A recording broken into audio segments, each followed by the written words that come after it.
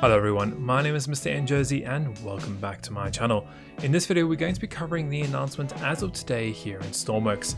Now the announcement is going to be covering a few of the features that are coming in a few weeks time, but before we get started with this video, if you are enjoying these videos, hit that like and subscribe button and remember to click the little bell icon to be notified about my upcoming content as soon as it gets posted.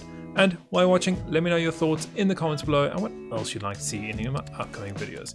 So all said, let's get straight into it and get started with this week's announcement. So getting started with this week's announcement, now of course the devs have mentioned that version 1 is very fast and approaching. We're about 4 weeks away from the major version 1 release here in Stormworks. Now they're going to be discussing a little bit more of the features that we're going to be getting in version 1, and the one they're focusing on this week is going to be the new Lua scripting. Now with the new Lua scripting, it's going to bring a whole new level of functionality in game and allow players and users to actually build on top of what we already have outside of the vehicle editor. Now there are some examples the devs have gone and given us in this announcement. For one, we have the rescue missions. Now with the new rescue missions, you can pretty much reimagine what missions are like here in Stormworks at the moment, and it's going to be completely different to what we're used to. Now they have given us a little bit of a story, kind of like a scenario which we possibly could do, so I'm just going to go through it here. And what they've said is, like, for example, land missions may begin with notification that an aircraft is in distress with an engine failure. You have activated their emergency transponder. Checking your map, you might see a huge area underlined in red, with a tooltip explaining what that search area is for and what the aircraft is there. Before heading out, you may want to check for necessary equipment. A search operation can take some time, so if the mission will run into night, you may want to get some illumination flares. Night vision goggles could also be a possibility here. Are there casualties expected? Well, you may want to get a defibrillator and medical kits. With this mission, a transponder locator is a very good idea and will greatly assist locating down aircraft, of which we obviously know that we have in our components that are coming up soon. Now, once we're locating the aircraft, we'll know more a little bit about the situation and about the landing. How damaged the aircraft, how many casualties are there fires? As you get close to it, the mission can update extra information on your objectives. Perhaps you need to put out the fires, rescue the flight recorder, or simply rescue survivors and take them to any hospital facility.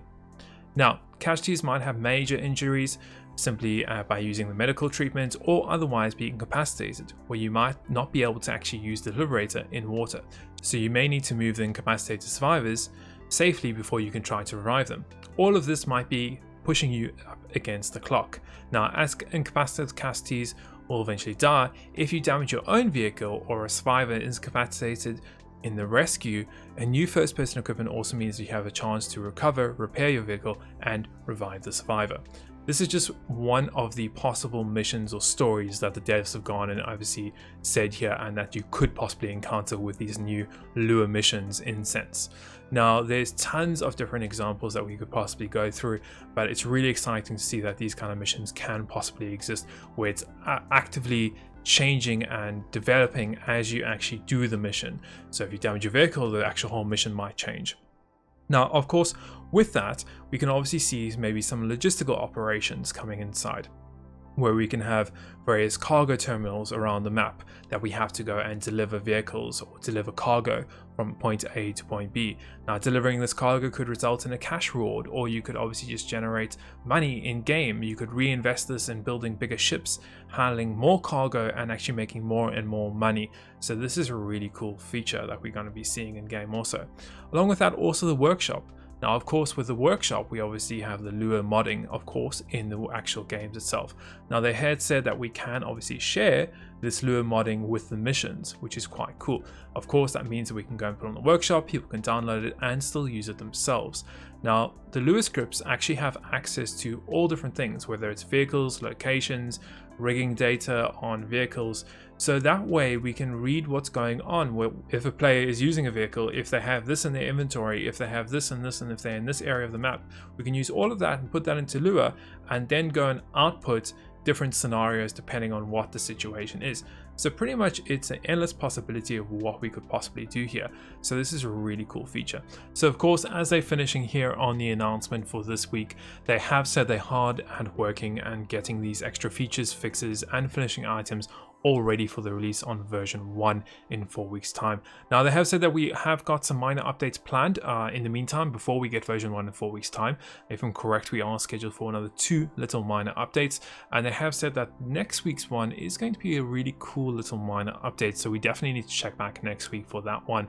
And then finally they're finishing off here by saying that as a final reminder, if you haven't already bought Stormworks, or if you are planning on getting it, or one of your friends is planning on getting it, it is definitely now the time to go and pick up the game, as from September 17th when version 1 comes up, the price is going to get higher here and it's going to be increased. So obviously now is the right time. You're going to get it at a nice lower price. For those of you that obviously have had it for quite a long time, you got it at a really good price, but for the rest of you guys that are joining up now, you obviously are going to be paying a little bit of a premium here for all these cool new features that we're going to be getting in version 1 if you purchase after the 17th of September. And to finish off just over there, remember that if you want to go and check out the full announcement, you can go and do that over on my Discord server and also on the official Stormworks Discord server. But as always, I hope you have enjoyed this video and found it some entertaining and informative as always. And until next week's announcement, we'll see you in the next one.